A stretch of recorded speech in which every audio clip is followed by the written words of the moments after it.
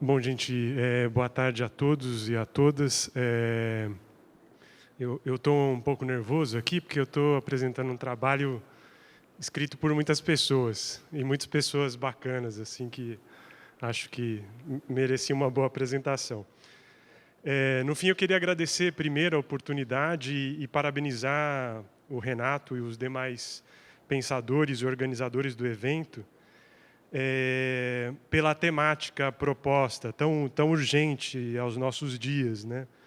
Eu não sei se eu vou falar sobre gentrificação, mas eu acho que fazer um evento chamando de gentrificação surtiu o efeito que eu acho que eles esperavam, né? Quando a gente fala gentrificação, a gente sabe ainda o porquê que a gente vem aqui discutir, né?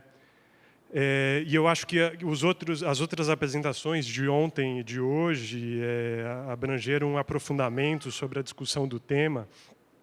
E mesmo aqueles que não adotaram a expressão, como o professor Victor mostrando a questão do México, né, traz uma série de relações de coisas que acontecem na disputa pelo território, que a gente talvez ainda não tenha um nome próprio, e nem sei se é necessário, mas que, de certa maneira, dialogam com a questão da gentrificação. Bom, esse artigo aqui eu escrevi juntamente com o professor Ricardo Moretti, a Thalita Gonçalves e o Benedito Barbosa, o Dito. São colegas, alunos, pesquisadores do LabJuta, que é um laboratório de justiça territorial, que a gente tem lá na Universidade Federal do ABC, um laboratório bastante jovem e muito envolvido com a questão dos movimentos sociais, das ocupações, das lutas pelo território e pela moradia. E o professor Francisco Maru, que também exerce uma série de atividades aqui na USP também. E na verdade, esse trabalho ele poderia ter sido ainda mencionar um monte de pessoas que participou de um processo, que é o que eu vou contar aqui, que é o que aconteceu depois da queda do edifício Wilton Paes de Almeida. Né? Não sei se todos sabem, mas eu vou mostrar a imagem. É um edifício na região central de São Paulo, que no dia 1º de maio pegou fogo e veio a ruir. E depois dessa fatalidade, dessa tragédia, houve uma grande mobilização de pessoas apoiando os movimentos sociais e também pensando o que fazer, o que resistir ante o que poderia acontecer. Essa primeira imagem que eu queria mostrar não é do edifício Wilton Paes de Almeida, mas é ali perto. Essa imagem é de uma construção, de um pequeno cortiço, ali na região da Luz, que em maio de 2017, uma retroescavadeira derrubou uma parte da construção onde as pessoas moravam. Então, a prefeitura aí tem um processo, a prefeitura não só, mas o governo do estado também, tem um processo de tentativa de gentrificação ou de alteração do bairro da Luz, ou o que o pessoal chama de Cracolândia, que tem uns 30 anos. Estava conversando com a professora Sara Feldman, eu falava em 20 anos, ela falou em 30, né? Eu acho que é por aí. Então, faz mais ou menos uns 30 anos que o Estado se envolve em diversas ações ali. Primeiro, com uma tentativa de exclusão cultural, né? Então, tem construção de grandes museus, a Sala São Paulo, houve a contratação de um grande escritório para fazer o centro de dança da cidade, acabou não acontecendo. Em 2017, eu estava lá, aliás, por acaso, a gente estava tendo um encontro em São Paulo, o encontro mais importante dos estudantes de pesquisa em área de planejamento urbano, né, o Enampur, e durante o encontro a gente ficou sabendo do que havia acontecido. Né? Eu cheguei a entrar dentro desse prédio e conversar um pouquinho com as pessoas. Era uma pensão muito simples e quase como um cortiço, mas as pessoas estavam ali dormindo, ou deitadas, ou num quarto simples, e de repente a retroescavadeira derrubou. Não sei se alguém aqui trabalha com obra, mas acho que a gente está entre muitos arquitetos aqui. As pessoas, quando mexem numa retroescavadeira, ela tem uma precisão absurda. Assim. Ninguém derruba uma parede por acaso, assim, sem querer. Né? Então, antes de falar da tragédia do fogo, né, da tragédia da queda do edifício, né, eu queria falar rapidamente dessa tragédia que envolve a cidade de São Paulo. Né,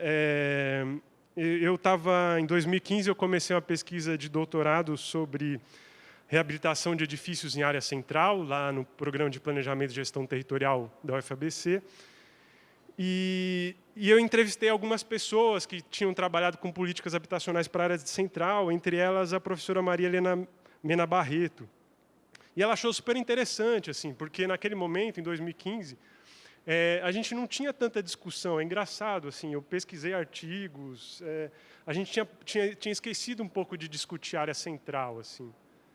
E ela achou super interessante, não, tem que retomar.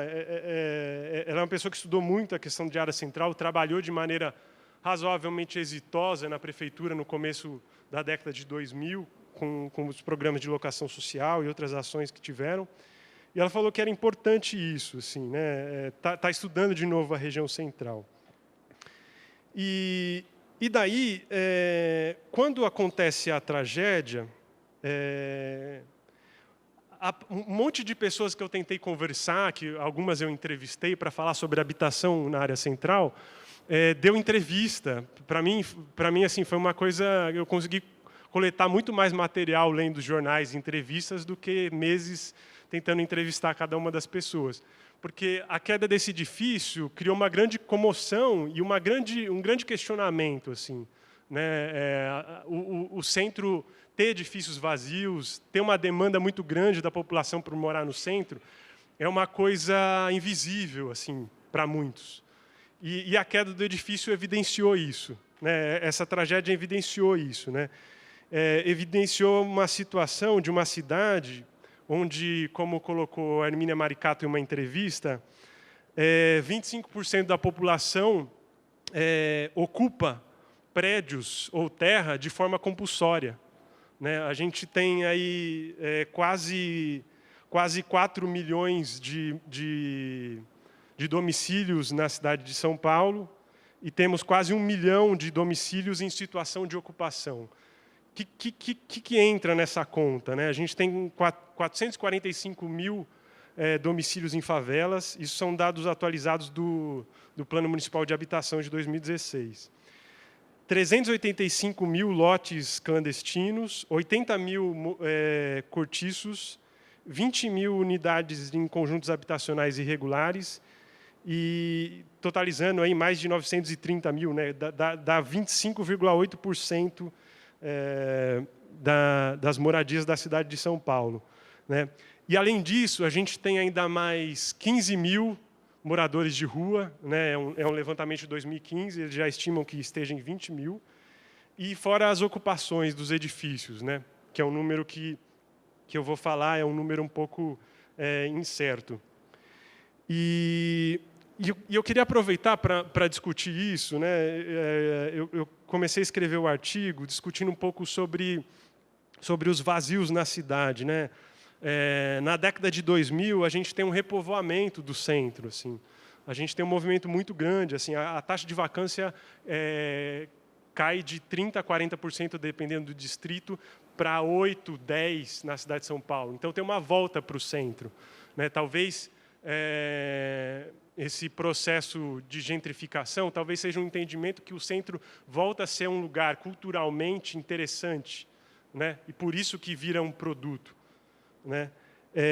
Mas eu acho que é interessante discutir o vazio, porque eu acho que o vazio é um novo aspecto na disputa do território. Não o vazio que sempre existiu da especulação, né? Mas um vazio provocado por esse agente externo que a gente ainda não compreendeu direito, né?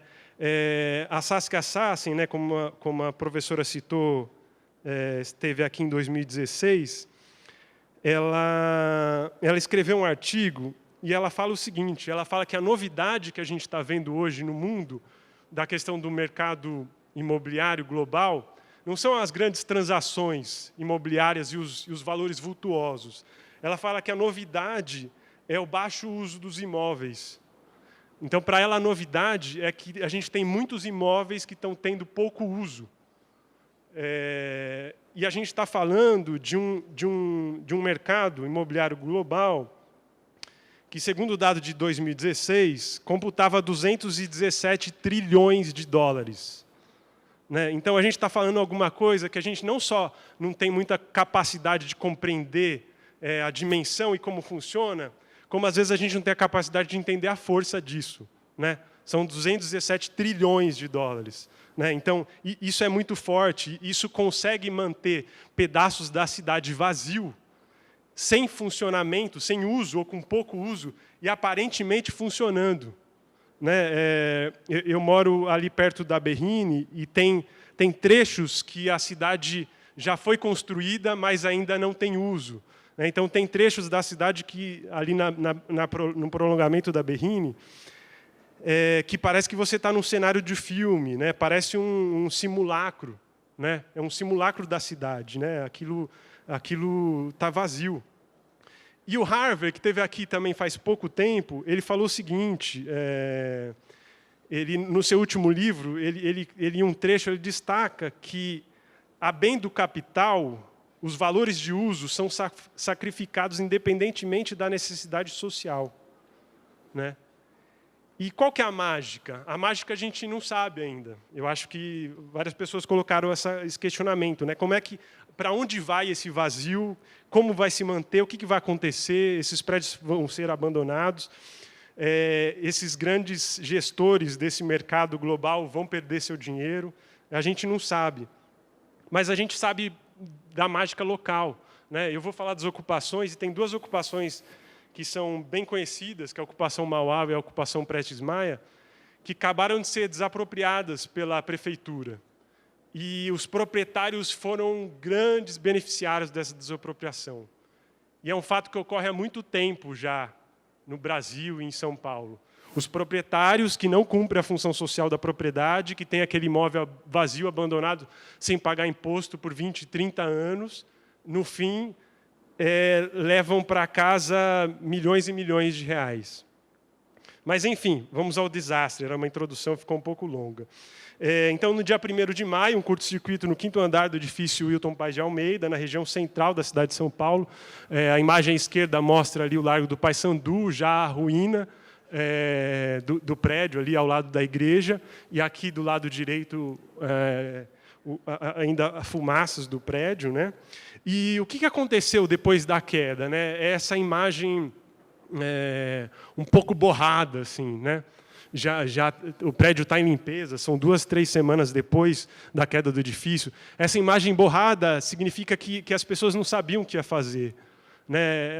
A comoção foi enorme. A gente teve, no mesmo dia, estava o presidente da República em exercício, estava no Largo Paissandu, o governador, o prefeito, e não tinha uma resposta. É um edifício que pertence ao governo federal, e foi sede da Polícia Federal em São Paulo e da Caixa Econômica Federal também. Depois foi abandonado e passou a ser ocupado, e em determinado momento...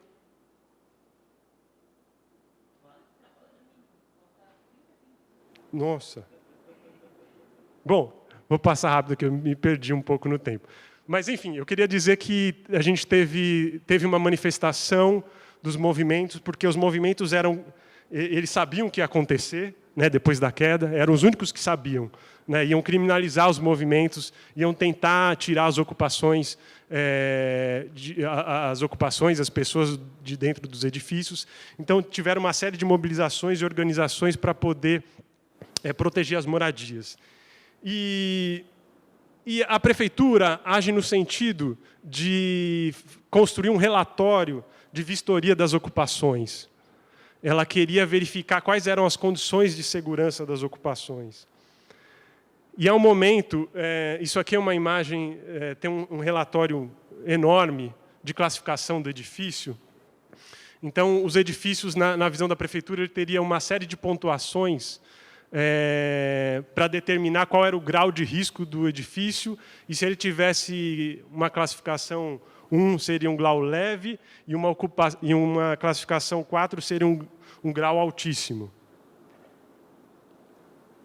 Bom, tem muita coisa aqui, acho que ficou longo. Mas, enfim, era mais para dizer isso. Assim, as ocupações é um momento que elas funcionam como uma resistência, elas se mobilizam. Isso aqui é uma imagem de organização da própria ocupação, de criação de brigadas de incêndio, depois do que aconteceu. E isso aqui, por fim, é uma imagem de encerramento. Eu me enrolei aqui, mas é uma festa junina na ocupação 9 de julho, que as ocupações, na nossa visão, se efetivam como, de fato, um instrumento, um espaço de disputa do território e uma forma de acesso à moradia e de efetivação do direito à cidade, ainda que com todas as suas dificuldades e precariedades. É isso. Obrigado.